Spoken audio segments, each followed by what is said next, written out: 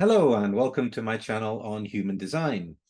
Today I want to look at the first line and the first line theme, one particular aspect of it that isn't usually emphasized. So when we're thinking about first lines in terms of the profiles, we're thinking about the 1-3, the 1-4, the 4-1 and the 5-1. So that will be part of your costume that you wear in this life. Now, what do we know about the first line? We know that the first line is a strong or a weak line. We know it's an investigative line. We know that it's there to really go into the depths to find the solid foundation. And that means digging and digging and digging and digging, and you never know when the foundation is really there, because the more you look, the more you find. So when you go deep into something, you learn about it, you investigate it, and you can become an authority in it, as I have done with human design, having done it for the last 25 years and thoroughly enjoying it, mind you. So the value of the first line is in its depth.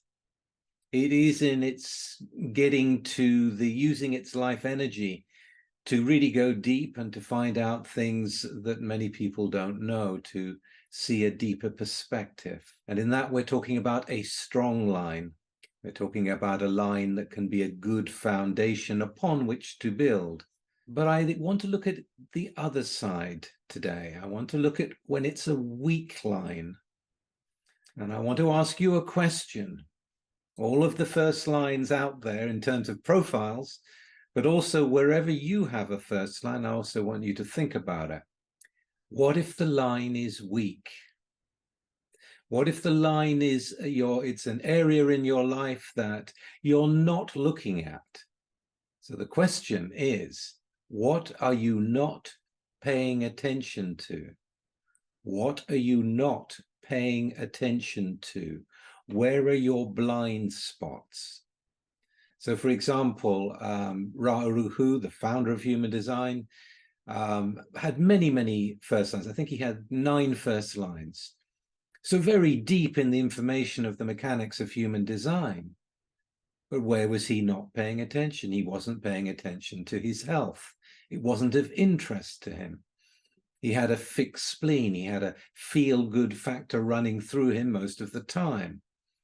And so he would ignore the signs, not of interest to him.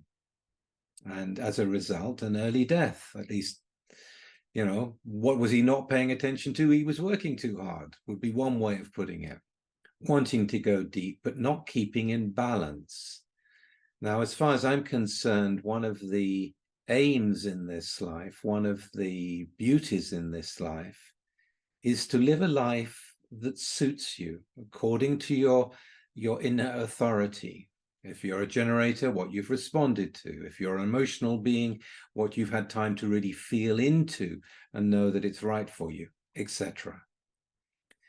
But what you're not paying attention to can kill you. Where you're weak, if that continues because you're not paying attention to it, it will scupper the life. It will take you out of balance. You see, the first line, if it's a weak line, it can be a superficial line. It doesn't go into depth in everything. I often talk about the first line in my teaching as being a hard line, where you have to investigate because you're weak and you have to deal with it. Well, if you're not feeling the negative consequences of being weak, you may not pay attention to it. This is the value of other people. The value of other people to see what you're missing, to listen to them.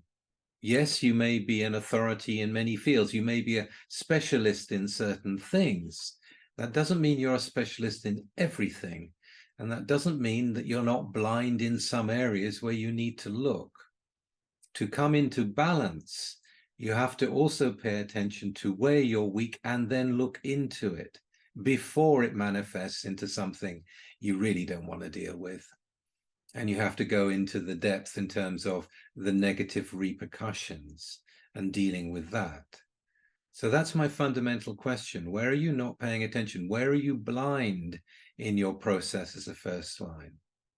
To step back and overview the life every now and again, to step back and really face the things that you're not facing if it's going to be causing you problems, whether that be in health or relationship or the way that you're dealing with people in your work, where you're living, whatever it may be. There are certain things that the balance won't come in life until you go into them.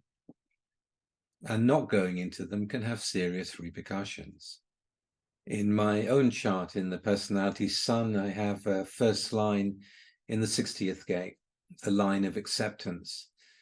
This is in the hexagram of limitation.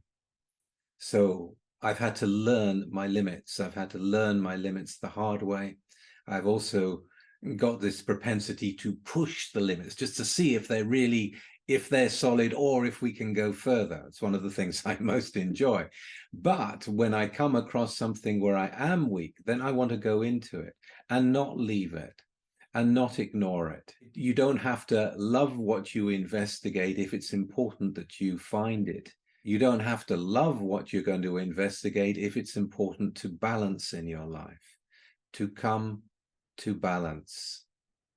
You know, people often make mistakes because they are so busy going for success in one area or another that they don't look at the overall view of their life. And where they're weak, they get weaker until it breaks. So that's really what I wanted to share with you. Just a reminder that the first line, very useful line for everyone. Very good to have that depth knowledge, but it does contain the propensity to be blind in some areas that do need to be addressed, even if you're not feeling the negative effects, because they can be going on under the surface. Okay, well, I hope you'll ponder that question if you've got first lines in you, especially if you're one of those 4 profiles that have them. And if you enjoyed this, please like and share and do subscribe. And I will be back again very soon with something completely different. Okay, bye for now.